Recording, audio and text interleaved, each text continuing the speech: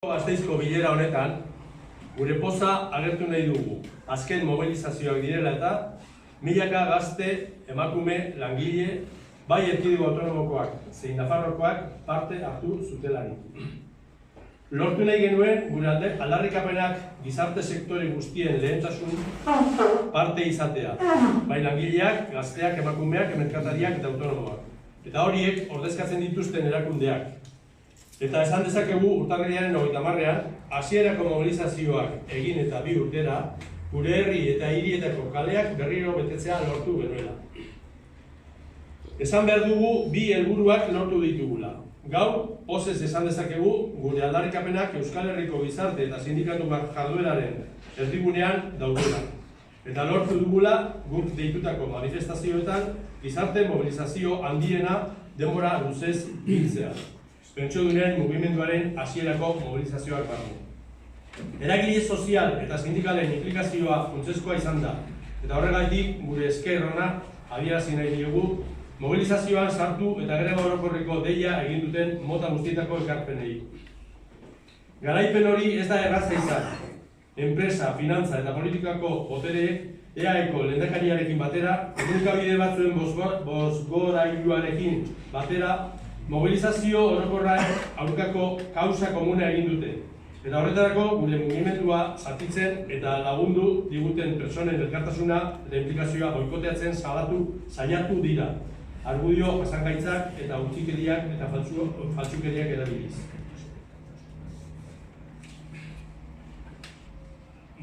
Ez gara geldirik geratuko. Astelehen eta astelenero bezala artean borrokak aurrera jarraitzen du. Gutunak bidali dizkiegu Kongresuko talde politikoi, baita Espainiako gobernuko presidenteari, baita presidente ordeari ere. Hilaren 30ean mobilizatu ditugun dozenaka mila personen eskakizunak zuzenean eramateko. 3. aldiz, EAEko lehendakariarekin bilera bat egiteko eskatu diogu ere. Aurreko eskaerak atzera bota ondoren, hala ez badigu onartzen, bisita egingo diogula zin egiten dugu. Euskal Herriko pensionisten mugimendu gisa, martxoak 8, emakumearen langilearen egunean, mobilizazio eta aldarrikapenekin bat egiten dugu. Ez izan inongo zalantzarik. Urtarrilaren 30eko mobilizazio esperientzia guztiz positiboa eta egokia izan da. Eta mobilizatzen jarraitzen dugu. Ez diogu utziko borrokatzeari. Behar den denbora helburuak lortu arte. Gasteizen 2020ko otsailak 13.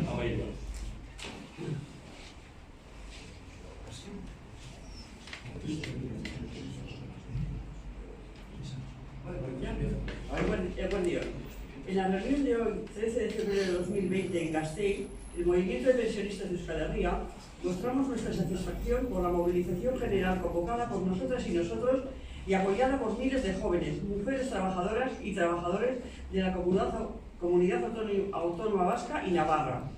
Queríamos conseguir que nuestras reivindicaciones entraran a formar parte de las prioridades de todos los sectores sociales, trabajadoras y trabajadores, jóvenes, mujeres, comerciantes y autónomos, y las organizaciones que los representan, y que el día 30 de enero, 2 años después de las movilizaciones iniciales, volviéramos a llenar las calles de nuestros pueblos y ciudades. Ambos objetivos los hemos conseguido. Podemos decir con satisfacción que nuestras reivindicaciones están en el centro de la actividad social y sindical de Euskal Herria, y que hemos conseguido reunir en las manifestaciones convocadas por nosotras y nosotros la mayor movilización social en mucho tiempo. Conseguir la implicación de los agentes sociales y sindicales ha sido fundamental. Por ello, queremos mostrar nuestro reconocimiento a las aportaciones de todo tipo de quienes se han sumado a la movilización y han convocado la huelga general. Agradecemos asimismo las cerca de 40 movilizaciones en otras tantas ciudades de los pueblos del Estado, que abren nuestras posibilidades para el futuro de la defensa del sistema público de pensiones. Pero esta victoria no ha sido fácil. El poder empresarial, financiero y político han hecho causa común contra la movilización general, utilizando argumentos insostenibles, rancios y falsos. Esta actitud Mucho nos tememos es un anticipo de lo que parece que nos espera. Muchas palabras y promesas y pocos hechos. Muchas reuniones para despistar y pocos resultados. Dar largas e intentar socavar nuestra credibilidad para ver si nos retiran de las calles. No nos vamos a quedar quietas. Seguiremos organizando e impulsando las movilizaciones los lunes en las plazas de nuestros pueblos. Hemos enviado cartas a los grupos políticos del Congreso y al vicepresidente del Gobierno de España, Pablo Iglesias, y al presidente, Pedro Sánchez, para llevarles en vivo y en directo las exigencias de las más de 200.000 personas que hemos movilizado el día 30. Exigimos que de inmediato sean atendidas las reivindicaciones que les hemos planteado, posponer estas exigencias para llevarlas al diálogo social y al Pacto de Toledo sin derogar las reformas laborales 2010 y 2012 y los aspectos regresivos de las reformas de pensiones 2011-2013 es un fraude inaceptable. Incumplir la Carta Social Europea sin alcanzar el 60% del salario medio en pensiones y salarios mínimo es perpetuar la miseria. No arbitrar medidas efectivas para erradicar la brecha de género en salarios y pensiones es también una injusticia. Por tercera vez vamos a solicitar una reunión con el lehendakari de la Comunidad Autónoma Vasca tras el desplante de la solicitud. Tras el desplante de las solicitudes anteriores. De no ser así, le haremos una entrevista. Nos vamos a hacer oír en la campaña electoral de la Comunidad Autónoma Vasca y demandaremos compromisos concretos a las personas candidatas. El movimiento de pensionistas de Euskal Herria apoya y participará en la referente a las movilizaciones del 8 de marzo del Día de la Mujer. Que no quepa ninguna duda a nadie. No vamos a dejar de pelear el tiempo que sea necesario hasta conseguir los objetivos. Pensionistas. ¡Aurrera! ¡Aurrera!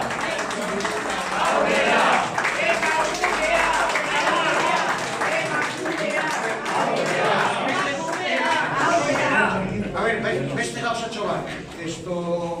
Urtearen 90 dozenaka pertsona atxilotuta izan ziren grebako komiteetan parte hartzeagatik. Eta gaur bertan atxilotu dute 3 pertsona hori Nafarroan eta ordu batzuk pasa ostean komisaldegian libre utzi dute. Baina represioa jarraitzen du horren inguruan eta pentsioniste moduan adierazi nahi dugu gure elkartasuna eta zalantzarik gabe eskatzen dugu libre utzi inolako baldintzarik gabe. Besterik.